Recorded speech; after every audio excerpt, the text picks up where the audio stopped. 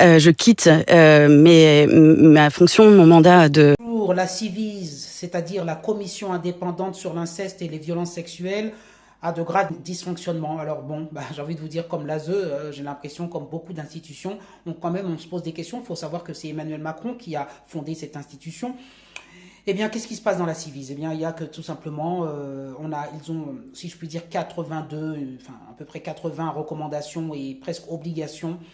Et parmi cet agenda, il y a notamment le fait de s'opposer à l'imprescriptibilité, voilà, je l'ai bien prononcé, pour les cas d'inceste. Comme vous le savez, de plus en plus de Français, on a une majorité, 90% des Français sont pour qu'il y ait une imprescriptibilité. Membre civis.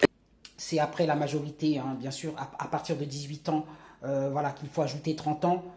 Bon, vous savez, quand vous arrivez à la cinquantaine, alors je vous rappelle, en tant que psychologue, qu'il y a ce qu'on appelle l'amnésie traumatique. Déjà, les victimes peuvent être dans un déni, dans un oubli, qui font que parce que le traumatisme est trop important, elles n'ont plus en mémoire précisément les scènes et compagnie. Après, il y a la culpabilité, après, il y a la pression familiale, après, il y a ceci, il y a cela. C'est tout un parcours de vie, toute une démarche à faire avant de pouvoir un jour, voilà. Eh bien non, la CIVIS, qui est censée protéger les enfants, hein, de ces crimes odieux, eh bien, n'adhère pas à certaines choses qui aujourd'hui sont évidentes pour le commun des mortels.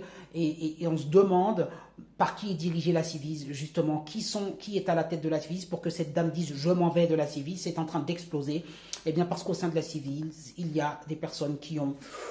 Voilà, je ne veux pas vous dire, voilà, qui ont un agenda en tête qui n'est pas forcément positif pour les enfants. Voilà, c'est une question qu'il faut se poser. Mais comme beaucoup d'institutions sont gangrénées par, si je puis dire, le mal, oui, on peut appeler ça que le mal pour les enfants. Je veux dire, pourquoi serait-on contre la prescriptibilité, contre l'imprescriptibilité, pardon, pour les enfants, pour les cas d'inceste? Je suis désolé, on doit pouvoir toute sa vie.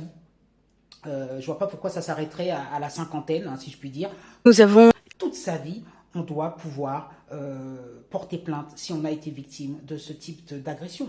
Moi, me semble-t-il. C'est juste un exemple qui démontre encore une fois que les institutions sont gangrénées par une idéologie que vous imaginez. Voilà, je ne veux pas la nommer. Et que par moment, cette femme, on peut louer son courage. Il y a quelques personnes qui sont courageuses et qui quittent ces institutions, comme je l'espère, certaines personnes quittent l'ASE. Mais il y a des personnes qui restent à leur place, parce que c'est trop chaud, trop confortable, parce qu'on gagne bien sa vie, parce qu'on est nommé, compagnie, et qu'on ne se pose pas les questions qu'il faudrait se poser.